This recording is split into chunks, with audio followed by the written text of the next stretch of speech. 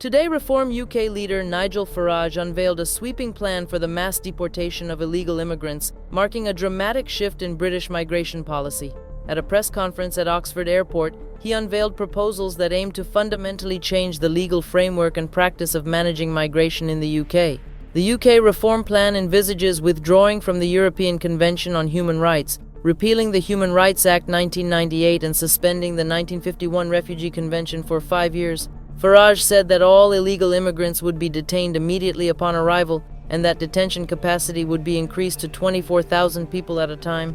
The target is to deport 288,000 migrants annually through a new structure called the UK Deportation Command. Farage stressed that a legal obligation would be created for the Home Secretary to remove anyone who enters the country illegally. He said that this would be done immediately without delay and without exceptions. Zia Yusuf from Reform UK added that any person who enters illegally will face a lifetime ban, while re-entry after deportation will be considered a criminal offense punishable by up to 5 years in prison. One of the most contentious issues is the detention of women and children.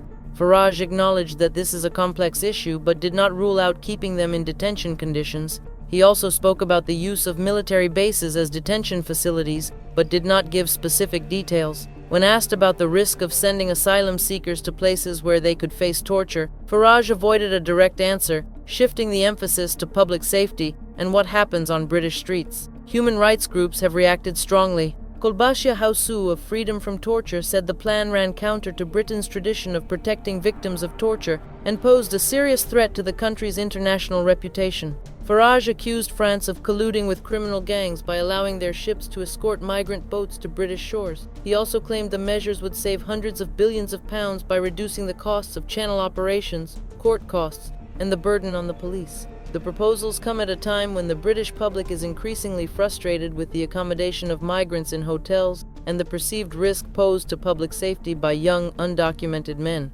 Farage called the situation a cultural crisis and said the public was tired of international treaties that he considered outdated. The Reform UK plan represents one of the most radical proposals in recent years in British migration policy and has sparked strong debates on the country's political scene.